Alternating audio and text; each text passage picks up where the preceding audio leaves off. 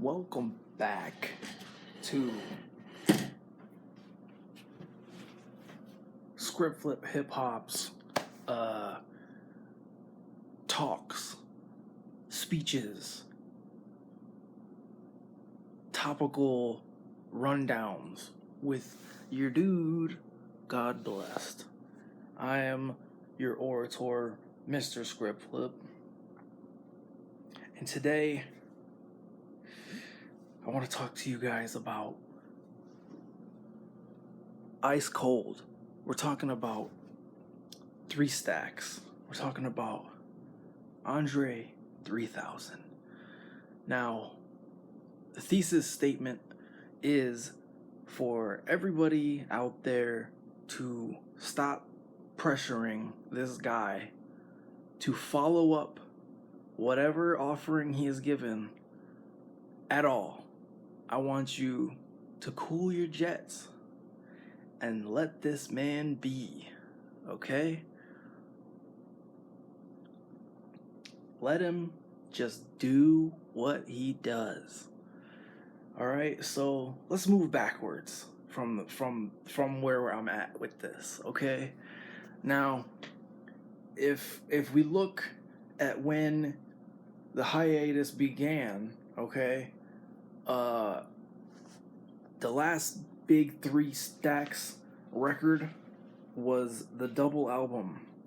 And as some of you may know, it wasn't supposed to be an Outkast record. It wasn't supposed to be a double album. This was a contractual obligation because people thought an Andre 3000 record wouldn't work. Now, the majority of people, I feel like just general consumer people, think that Speakerboxxx is the better record. You know what I'm saying? And that's not what this is about, but we're gonna go there. We're gonna do this. We're gonna do this together. So I'd love to hear what you think in the comment box after you give me a thumb and you subscribe to this channel, because we're gonna talk about some other things. We will. Now, the Speakerboxxx record, to be honest, this is we're getting into this, okay? The Speakerboxxx record, if you listen to it lyrically, it's a very sad record. It's a lot of Big Boi lamenting the situation that he's in. He even talks about going to church. You know what I'm saying? Not something that's even in his lyrical repertoire. All right? Now, really, if you want to debate this, before you go and complain to me about it, about how the Speakerboxxx record is better, listen to it again. There's only maybe 3 or 4 songs on there that are actually just like some slapping, kind of just ride around music. The rest of it is kind of dark, kind of like, what am I gonna do? What am I gonna do? It kind of has those feelings, like, and at the time, it's like you can't really see that, because people didn't really think the group was broken up. Now, what happened to the Andre 3000 record was it became a critically lauded masterpiece. Although Hey Ya got a little bit bigger than the record itself, it was like, dude was pretending to be Prince, kind of, and he was kind of finding his way. And I think that is why people are so excited to hear more Andre 3000. But I think he really gave it his all at that point and got so avant-garde and so out of the box that he felt that rapping wasn't a good viable means to express himself artistically. And as we all know, he dabbled in acting. He was in one of those Will Ferrell movies about basketball. He was in Four Brothers, if you remember that movie. My favorite line from that movie is when there's like they're getting shot up and the white guy, he goes, Bobby! He's just screaming Bobby. Anyways, so if I were to run down 3000's acting career, I think Idlewild was underwhelming. And as far as I understand, The Love Below was supposed to be a HBO special or something like that, like some sort of short film, and it got turned into, again, This is an Outkast movie. So they had to run through as much of the material as they could to make a movie out of the other songs that weren't the Love Below project. Now, 3000 was trying to be an actor. He also played Jimi Hendrix in a not bad Jimi Hendrix movie. The great thing about Jimi Hendrix documentaries and movies is not one of them tells the same story. It's as if Jimi Hendrix was 10 different people and no one can pin him down exactly. So, not only did Three Stacks do a great impression vocally of Jimmy's voice, I think that the film kind of depicted a version of Jimi Hendrix that was completely viable. Yet, it was at a time when I think that's when Hollywood was in a decline. And I think Andre 3000 went to Hollywood because the music industry was crumbling right before his eyes. And as anyone can, from the inside, declare, the money just isn't there. Now imagine if you're on the top of the mountain like they were when the double album dropped. Outkast was looking at pretty much all the money you can imagine from a single project coming out. And at that same time, bootlegging was on the incline. It was like, hey guys, we're finally at the top of the mountain, but it's an avalanche. So like, what are we gonna do? Were they going to break up forever? I feel like in retrospect, that group would have been better as solo projects to begin with. I think Big Boy would have been a bigger commercial artist, and I think Andre would have been a more critically acclaimed underground artist. And I say this because LaFace was, I think they had like TLC and Outkast and maybe like, I'm gonna kick myself, but it was some R&B groups, right? So they didn't really have any other like rap acts at the time. And not only that, but like they even spawned other R&B things out of that with CeeLo and Sleepy Brown. It's like, although Andre 3000 can sing, he can also rap a present. I think that he would have been more of a rapper than a singer, maybe. Although I think he's a great singer, people love him for his bars, right? But here's where I'm coming at with this. I want you, as much as you appreciate his stuff, to stop hound dogging him, to stop expecting him to make a comeback. Because he keeps saying that he's done. He keeps trying to bow out gracefully, and he doesn't feel like he can do something that's gonna overshadow what he's already done. And I get that. I think that Andre is a more sophisticated and complicated and sensitive individual than you're really giving him credit for.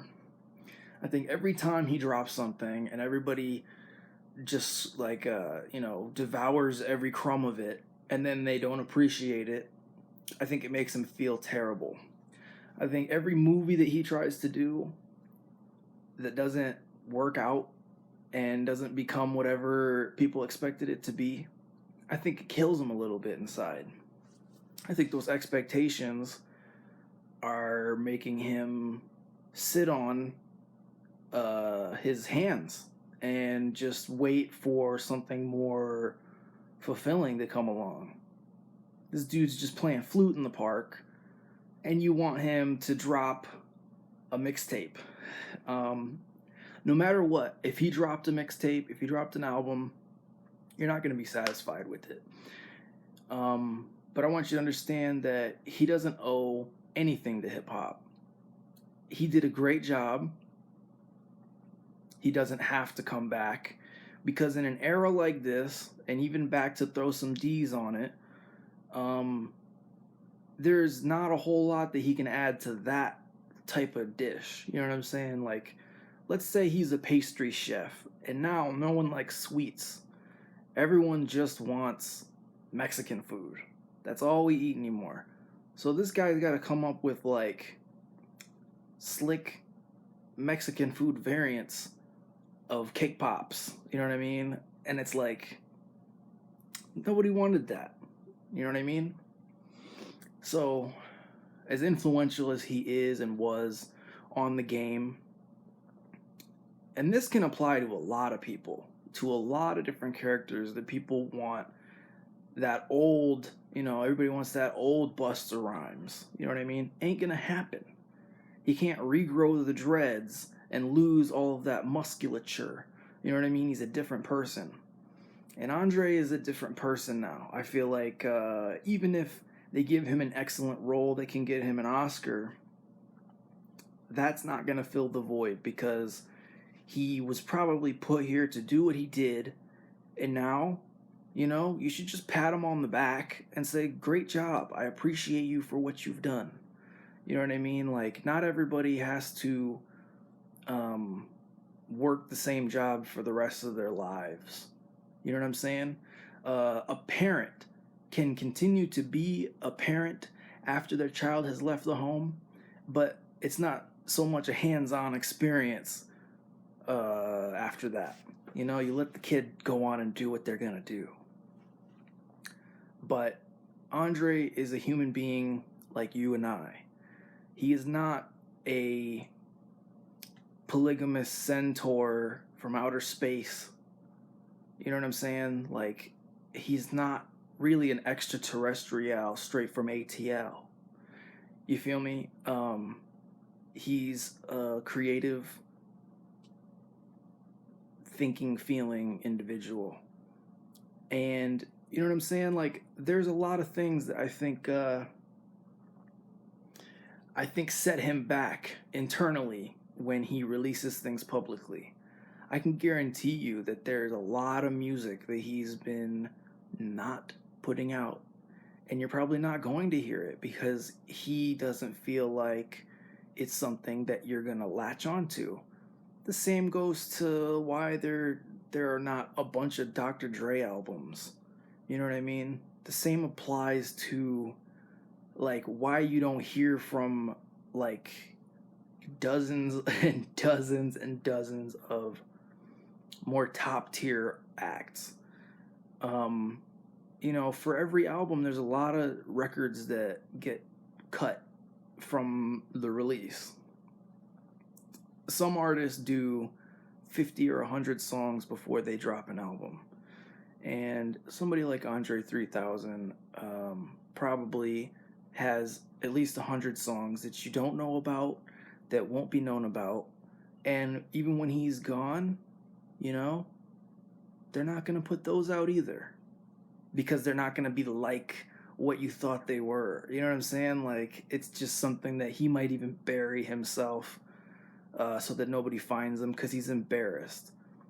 But I think the only way you're going to hear anything from him is if you just accept him for like what he's, going for and who he is, instead of trying to hold him to Southern Playalistic standards or even the Love Below standards, and stop dogging him for the Idlewild movie and Semi-Pro and things like that. Like, just if you're a fan or if you're a peer, let him know you appreciate him. You know what I'm saying?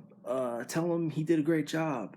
But stop trying to gas up the engine to a car that he doesn't want to drive. You know what I mean? Be like, it's parked right out front. You could go drive it if you want. No, I think I'm just gonna paint. What? You gotta go drive the car. I power washed it. I waxed it. You could go drive it. No, I think I'm just gonna play some harmonica in my attic. You know what I mean? Like, he clearly was trying to get outside of the box. And you know what I mean? Again, as far as the sensitivity goes, you got people like Kool Keith saying those guys stole a lot of his ideas. Granted, Kool Keith is not very humble about those aspects. He's quick to count out anyone who has stolen anything that he's come up with, even if they didn't realize it. I'm sure somebody like Andre would be like, ouch, that hurts. Because I looked up to you, you know what I mean? I thought you I thought you would see that and appreciate that I was giving you a nod. You know what I mean? I tipped my hat. You know what I mean? So then it makes him retract part of the things that he got from Kool Keith. He starts to do Prince-like stuff, and people go, "Hey man, you were doing a Prince impression on that album," and he goes, "Oh, I'm sorry. I shouldn't have done that. I know what you mean." Stop shaming him for stuff. You know what I'm saying? If he's not gonna do a record, that's fine. Other people are gonna put records out, and they're probably not gonna be good, and they're not gonna be Andre 3000 records. But you know what? You can play music that he did before. If anything, I think maybe him trying to be this suave ladies man instead of just sticking to one relationship. That's probably what broke his heart. Period. You know what I mean? The amount of creativity in a lasting romance and the stability of having a home, you know what I mean, and a family can make a man feel like they are worthy to drop an album or to perform in an acting capacity. I bet there's been plenty of ladies in his life that just tore him down and took him off of his pedestal. You go, "Oh, yeah, ice cold, you ain't shit." And then he goes, "Yeah, you're probably right." Everybody, stop trying to knock down 3 stacks. You know what I mean? Let the man be.